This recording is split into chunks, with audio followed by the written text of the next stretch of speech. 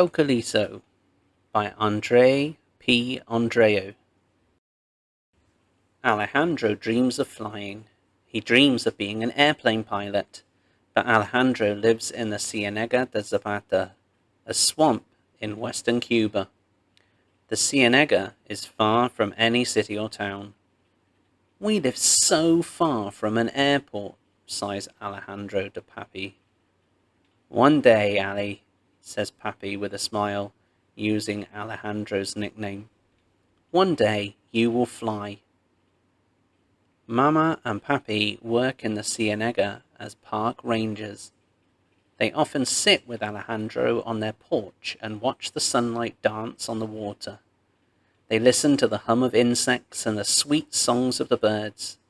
His parents teach Alejandro about the swamp.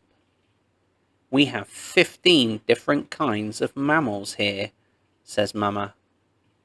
And the zinzoncito, the smallest bird in the world, says Papi. The Cienega is so amazing. If I could fly, sighs Alejandro, that would be amazing. Alejandro smiles as the tiny hummingbird floats by his nose, but he is thinking of another place. When are we going to Cienfuegos? He asks. He wants to go to the big city to visit the airport there. Soon, Ali, Papi always says, but soon never comes. Alejandro is bored now. He jumps down from the porch. Where are you going? Asks Mama. To the crocodile clinic, he answers, to see the doctor. Okay, but don't take any shortcuts. Take the safe way, please, Papi warns. Alejandro has learned a lot from Mama and Papi. He knows the sound of the crocodiles and the song of the ferminias. He knows the shadow of a long-tailed hawk from the shadow of a whistling duck. He knows how to stay safe. I know, says Alejandro as he puts on his Yurei hat and heads down the path. Alejandro is off to see his friend, Dr. Fernanda. She studies Cuban crocodiles. Her clinic is the only thing in the swamp as exciting as airplanes. Alejandro loves to listen to her talk about crocodiles. Dr. Fernanda is funny and helpful, and she always cheers up Alejandro. Alejandro stays on the path, but he can see the gar zooming in the water on either side. The long, thin fish look like rockets. The slow shadow of a manatee startles him. It is harmless, but it is so big. He talks to the giant animal in the water. When I am a pilot, I will zoom through the air, he says, just like the gar zip through the water. He puts out his arms like wings and looks up at the drifting clouds. When Alejandro looks back down, he sees he is not alone on the path. A tiny crocodile baby lies at the edge. It is not like other crocs. It is pure white as a cloud. Are you hurt? He asks. Alejandro takes a step closer. Then he remembers. Never go near a wild animal in a swamp. It is a rule he has never broken. Mama and Papi will know what to do, he says to the baby. He races home to get his parents. Minutes later, Alejandro returns with Mama and Papi. A white croc, they both whisper, amazed.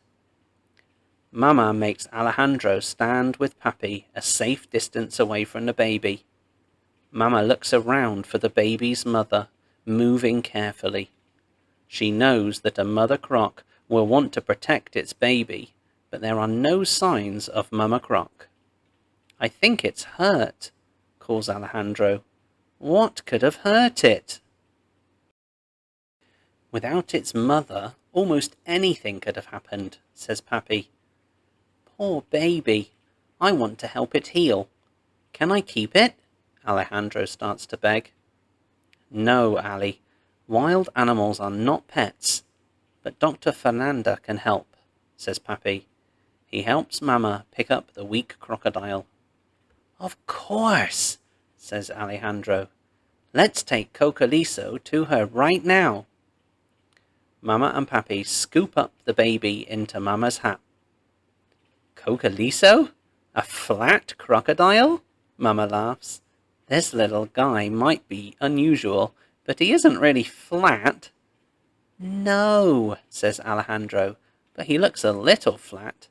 And he is white. Cocoliso looks like a crocodile made of white paper, says Alejandro. Mama and Pappy both laugh. It's a good name for this crocodile. At the clinic, Dr. Fernanda looks carefully at Cocoliso. Alejandro has many ideas for how to help. I can build him a little house with a pool. I can help him make friends with the other crocodiles. Slow down, Alejandro, laughs Dr. Fernanda. This is a crocodile, not a little brother. One thing is for sure, though. We are all very fortunate that you found this little guy. White crocodiles are very rare, and there are only a few of them in the whole world. Then I've made a great discovery, says Alejandro. Yes, you have, replies the doctor. Scientists from all over will be grateful for the chance to study Cocoliso. Alejandro feels proud. Suddenly the swamp doesn't seem so boring. Maybe your name and picture will be in the newspapers in Cienfuegos, laughs Pappy. Who knows? Maybe even in the capital city of Havana, says Alejandro. Cocoliso and I will go to Cienfuegos to meet the scientists. Then we can watch the airplanes take off and land. We could even fly to Havana, says Alejandro. He glides around with his arms out, like an airplane. Cocoliso raises his head and watches. You'll be a pilot for sure, says Dr. Fernanda. Oh, I don't want to be just a pilot anymore, says Alejandro. What will you be? Asks both Mummy and Pappy, surprised. I still want to be a pilot, but I also want to be a scientist, just like Dr. Fernanda. I'll learn how to take care of baby crocodiles. I'll make great scientific discoveries, and Cocoliso and I will fly all over the world telling people about crocodiles. Cocoliso seems to laugh, opening his big mouth full of tiny teeth, and Alejandro feels as if he can finally fly.